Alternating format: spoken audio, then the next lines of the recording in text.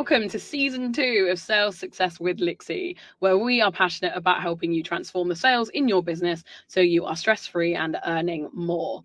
So today's episode is a very special one. So it's the first episode of season 2. It's also the first episode of just me.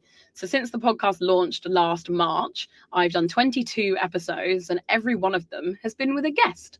So we've had guests on and we've talked about their specialist subject, and I have never been brave enough to do an episode by myself. So that is what we're doing. It's what we're kicking off season 2 with, is an episode where it's just me talking to you about sales and how you can transform the sales in your business, which I'm very excited about.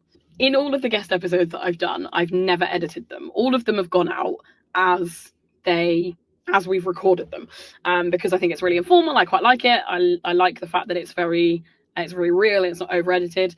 I'm going to tell you now, this will not be the case for this episode. And I think you guys will let me off. I think it'll be okay.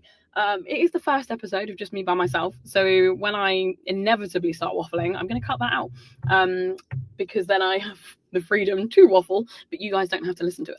So I thought we would do something fun today, given that it's the first episode.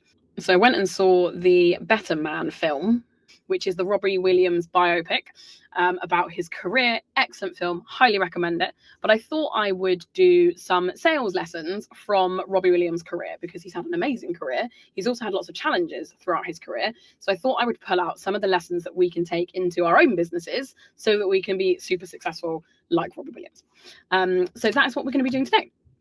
So yeah, if you haven't seen the film, I highly recommend it. It was really good. It starts off with the beginning of Robbie's career. So he knew at a very young age that he wanted to be in the spotlight. That was something that he had thought about a lot when he was 15 or 16, I think, when he went in to take that. So he was very young, and it was an early dream of his. And he had absolutely no idea how he was going to do it, but that was his plan. He wanted to be in the spotlight. And I think a lot of us as business owners, I imagine that we can relate to that, because every one of us that has started our business, I imagine, has thought, what on earth am I doing at one point? Like, I have this idea. Am I crazy to have this idea? Is this going to work? Some of us are 4 years into our business and still thinking that, which is perfectly okay. But yeah, that was quite nice to see somebody at Robbie's level of fame and the career that he's had. Still, he started with a dream. He started with a wish or a goal, and had no idea how he was going to get it, but just set himself on the path to look for opportunities where that could possibly become a reality. So when the competition was announced for people they were looking for a new boy band, you could come and audition. He was like, that's going to be me. I'm going to go and audition at 15 and hope that I get in. And his audition went terribly. It was not a great audition. It went really badly. But I love the fact that he did it. Like, he did it even though he had no experience in performing or singing other than what he was doing in his living room at the time. And he knew at the time that his audition hadn't gone well. And as he left the room, cheeky chappy Robbie came out and he made a comment to the person that was doing the audition. And it was that comment and that show of his unique personality that got him the place in Take That. And I adore that. I think that's great. It wasn't his talent or the way that he performed that got him into the band. It was uniquely Robbie. It was the fact that he showed his personality in that very first audition, and that was what they liked. They saw the potential in him. And if that isn't an indication that we all need to be ourselves in our businesses, then I don't know what is, because I talk about this a lot, but trying to be somebody else in your business is exhausting. It's also not fair to you or your clients or your audience, because you're not being authentically you. But mostly it's just tiring, because having to pretend to be someone else is exhausting and it's not sustainable. And also, when we build these businesses where it's like a personal brand business, like we're the face of our business, we want it to be about you, because you are the reason that people are going to start working with you. So if you're not being you, then you're missing out on clients that would absolutely love to work with you, and you're missing out on the joy of being able to be yourself, which again came across in that audition that Robbie did at the start of his career. So that was how Robbie got in to Take That. And then we move kind of into the beginning of Take That's career. And originally they started out as performing in gay clubs. That was their plan. That was their business proposition was that they were going to be a boy band for gay clubs, and it was going well. Like, they were fairly popular, but it wasn't until they performed in a heterosexual club, not a gay club, that their fame, they really shot to fame. So, and that's when they realized that it was women that was their ideal target audience. So the lesson that we can learn from that, I forgot where I was going with this, the lesson we can learn from that is that being clear on who your audience are and who you serve is the key to your success. And I quite often get asked, like, if you could go back to the beginning of your business journey, what would you do differently?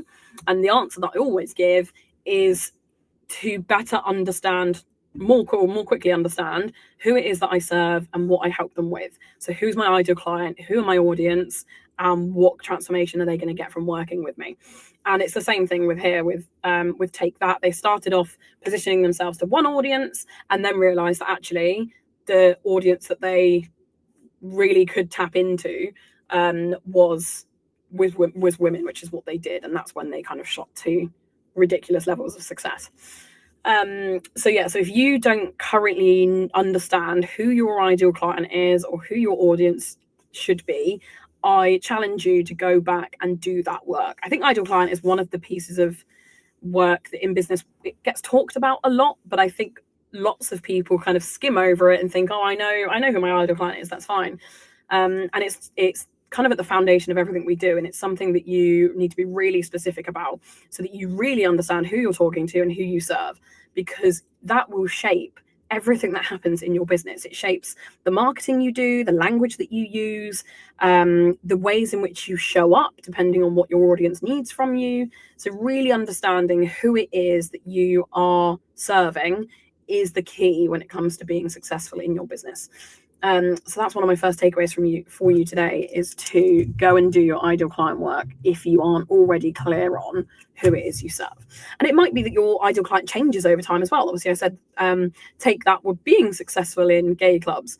There's nothing that they didn't need to change their audience. It wasn't until they got given an opportunity to do so that they realized they could be more successful branching out and targeting a different set of people. And that might be the case in your business. It might be that you're doing fine, you're getting the sales in, you're earning some money, but actually if you went back and redid your ideal client work, you might notice that it's changed since you started your business. Maybe you're in a different season of life, or the way that you deliver programs has changed, so the ideal client for those programs is now different. And unless you do that work regularly, you're not going to know that. So I would recommend that you go and do, if you're not certain that you know who your ideal client is, I would go and redo some of the ideal client work and find out who, and make sure you know exactly who that is.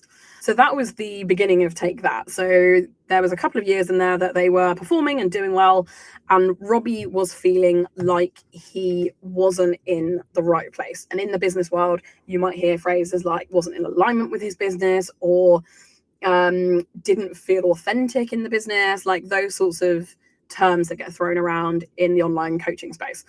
And so although they were successful and they were kind of performing and things, he didn't feel right in that space. And that shows when you're showing up. Like, the people around him noticed it, the other members of Take That noticed it.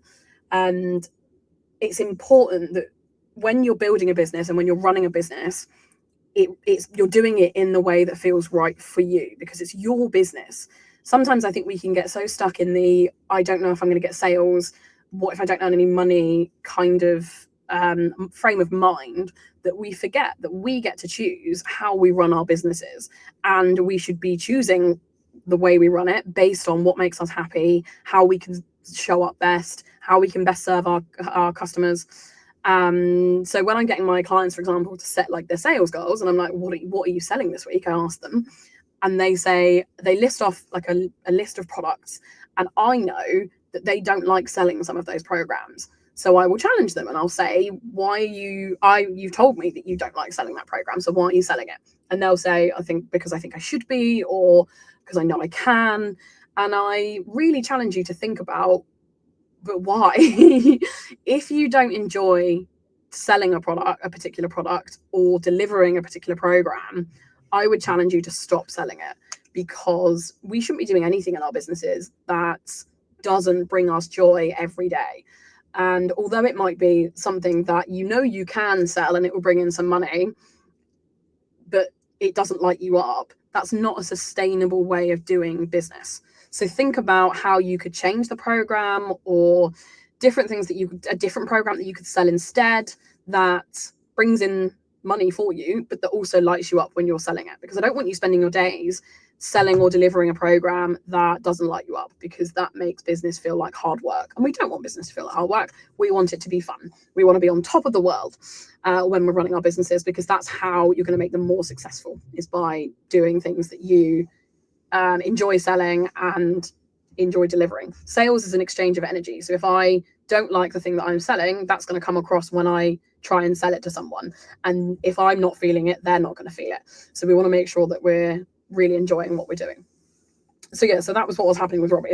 It was really obvious to him and everyone around him that he wasn't enjoying it. It wasn't working the way that it should be. So he left Take That, which was horrifying for a lot of people. Apparently I was too young to remember this, but they set up helplines and things because people really did not like the fact that they were really upset about the fact that Robbie had left Take That. But he wanted to stand out. He wanted to launch his solo career. Like that was his dream. That's what he wanted, he knew he needed to be in the spotlight. It wasn't working and Take That, so he branched out on his own. And this is a great example of standing out in a crowded market. So quite often we hear business owners say that the market's really saturated, or there's loads of people doing the same things, and that is absolutely correct. There definitely are lots of people that do the same things. But the way that you stand out is similar to what I said at the beginning, which is that you need to be you. You need to find that unique thing about you that helps you to differentiate yourself from other people in the market. Your audience has got options, so why should they choose you? Whether it's your story, the journey that you've been on, whether it's your energy, whether it's the way that you solve problems, lean into what makes you different and be bold with it. Don't be afraid to let your personality shine, because that is where you differentiate yourself from other people that are doing exactly the same thing. Like, how many sales coaches or sales strategists are there in the market? But my clients work with me because I am a great cheerleader, and because I'm really positive, and because I am really good at looking at a bigger picture problem and turning it into little actions that you can take every day. And that's why they work with me over the million other sales strategists that they could be working with, because they know I'm going to be in their corner every day, helping them to make sales easier and to take the action that they need every day so that sales doesn't feel scary. And I'm going to do that while wearing yellow and while talking about Taylor Swift and all of these little things that make up me as a person. And those are the things that your clients are going to care about. They're going to want to know that not only can you deliver the services that you say you can, but that you're going to be somebody that they're going to want to spend time with. Like my clients in my programs, you are going to be speaking to me every day. I am going to be messaging you every day to make sure that you've taken the sales action you told me you were going to take. So we, as the client sales strategist relationship, we need to get on. Like we need to have similar values, similar interests, similar personality styles. Like if you don't like the way that I talk, we're probably not going to work well together, because you're going to be hearing from me a lot. And if you don't like it, it's probably not a good fit.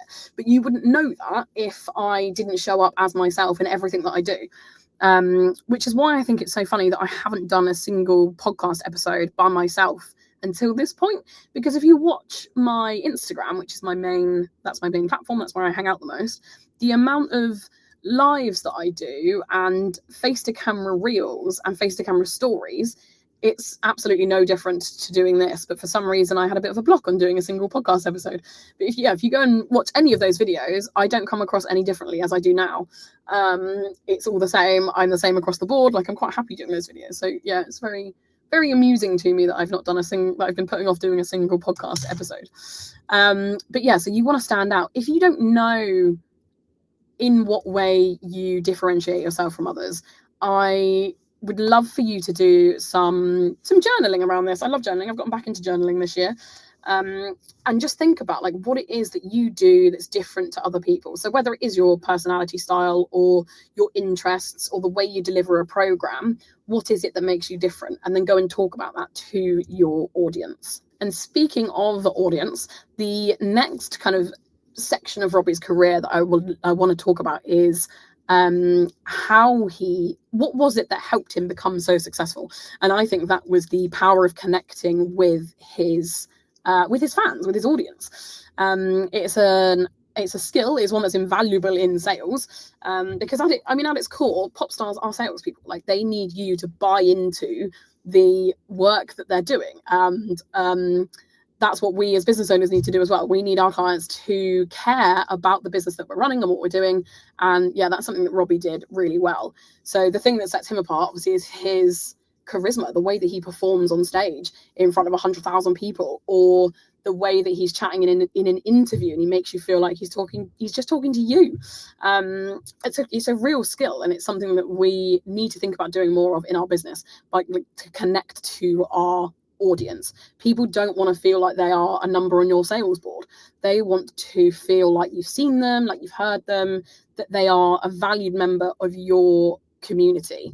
So yeah, being able to connect to your audience is absolutely key. And also, we don't want a silent audience. We want feedback from them. We want their opinions. We want to know what it is that makes them tick, or that annoys them on a daily basis, so that we can get to know them. Because the more we know them, the more successful we can be, because we know that the products and services that we put out into the market not only are going to be what they're going to be what they need, and therefore they're going to buy them more, because it solves that problem that they have. So we need to be doing more things that give our audience an opportunity to interact with us. So whether that is that you are posting interactive stories and then starting a conversation from it, or it might be that you're running a free workshop because it gives your audience a chance to come and talk to you live. Like, think about the ways that you are encouraging your audience to interact with you, because otherwise they will just be like the silent scrollers. They might watch your content, but they might never interact with it or talk to you. And what we want from our business audience is for them to talk to us. We want to hear from them every day, so that we know what's going on in their lives, what is bothering them, what's going well for them, and that will help us tailor our business and the things that we're doing so that we can be more successful. And we want that success to last as well. One thing that I think Robbie has done amazingly is the longevity of his career. So take that. What year did Take That start? Take That formed. I'm just going to Google it. 1990. So Take That are older than me. My birthday is 1991. So they have been around longer than I have, which is insane. So that was the start of Robbie's career, was Take That. And then he left Take That in 1995. And he's been running since then. So what are we now? 2020? So that's 20 years?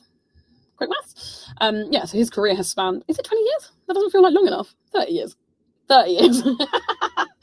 Oh, that should have been really easy because 2025, but it's not. 25 years, something like that. So yeah, he has nailed staying relevant and reinventing himself throughout his entire career. Like, he didn't just peak in the 90s. He's had decades of hits, multiple sold out tours, residencies in like Vegas, because he's constantly reinventing himself. He hasn't just relied on like the nostalgia of us that grew up with him in our teenage years, or whose mums were obsessed with them. Like, he has continuously reinvented himself and kept on top of new trends, collaborated with fresh artists, while staying true to his brand. And your sales strategy needs that same energy. You need to keep evolving. You need to stay on top of trends in your industry, at the same time as listening to your audience, trying new things, and keeping in line with your brand voice and the way that you want to show up within your business. And if we don't stay flexible and do things and change things, then it is going to be really difficult to stay successful over the long term. And I think when you've got a business and something is working, it can feel challenging to make those changes, or it can feel like you shouldn't make those changes because you're doing it one way already. But the genius of being the CEO of your business is that you get to make those decisions. Think about the big corporations like Amazon and Apple. Like, they have teams of people who make decisions every day about whether they should change the direction in which they're going. Like, when Apple first created the MacBook, like way back when, at some point somebody had to make a suggestion that actually we need to be moving to not to desktop PCs, but we need to move to laptops, and then we need to move to mobile phones. And it's making those suggestions is perfectly normal within business, and we as small business owners need to remember that it's okay for us to make those decisions too. Like, just because you started down one strategy doesn't mean that strategy can't change, and it should change. Because that's how we stay relevant and how we continue being successful over the long term. And the last little area of Robbie's career, and if not I think the most important / impactful one, is his resilience and the way that he never gave up. So from being 15 and not knowing how he was going to be successful, but just knowing that he would be, to leaving Take That, which must have been absolutely terrifying, and striking out on his own, to continually reinventing himself and bringing out new music over the years so that his career has stayed successful. Like, the resilience that he will have needed to do all of those things is incredible. And it's something that we all should learn off, I think. He's proof that resilience pays off.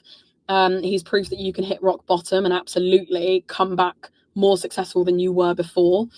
And it's something that we really need to take into our own businesses. Like, if you struggle every time you hear a no from a sales pitch, then you're really going to struggle in your business, because we need more no's. Like, the way to be more successful in sales is to get more no's, because for every no you get closer to the yes. And so you're going to hear no more often than you'd like, but that's what we want. And we need to keep showing up. We need to keep improving, keep believing in yourself so that you get more of those no's. So yeah, building resiliency as a business owner, as the salesperson in your business is the cornerstone of your success, so that you can continue showing up and doing those things. And I know when leads aren't coming in all the time, or when sales aren't just kind of flowing in easily, it can feel really difficult to just continue showing up. But that's when we need to be really brave and keep doing the action, even if we're not yet getting the results, which is why I tell my clients to go for the no. Because if you're going for the yes and you don't get a yes, you are going to get really put off and not want to continue doing the activity that you need to do to get more yeses. Whereas if you go for the no, then every time you get a no, you are going to be like, great, I've got my another no. And if I get 10 no's, I know I'm going to get a sale, because statistically that's how my business works. And yeah, building that resilience is absolutely key to making business life more easy for you, because it will feel easier if you are more resilient. And that is it for today's episode. I nailed it. I got through a single episode by myself. How exciting. So who knew that Robbie Williams could be such a sales guru? But I really enjoyed the film, and I really enjoyed learning how he came back from all of the he's had many setbacks within his career, and it was really interesting to learn how he'd come back from them and applying those to the sales within our own businesses. So now it's your turn. So take some of these lessons away. My 3 key takeaways from today's lesson would be that to go back and do your ideal client work. If you're not super clear on who you serve, go back and do your ideal client work so that you know in 2025 who it is that you're going to be helping and serving, and who's going to be buying into your programs. I would also, key takeaway number 2 would be to find ways to connect more with your audience. So get them to interact with you so that you can talk to them, so that you can get to know them better, because the better you know them, the more successful you'll be. And then the third one would be to work on your resilience, especially around sales within your business. And if that is something that you are really struggling with, come and tell me. Like, sales is my jam. I have built up such sales resiliency over the 12 odd years that I've been working in sales, that I love a no. I want your no because, like I said, it gets you closer to the yes. So come and drop me a message on Instagram and let me know that you're struggling with that. And I will give you some things that you can do to make that easier for you, because like I've been saying throughout the episode, if we're not having fun in our business, then we are doing it wrong, because running our business, although it's hard work, it should still be fun. We should still enjoy doing it. But thanks for tuning in. I will see you next time.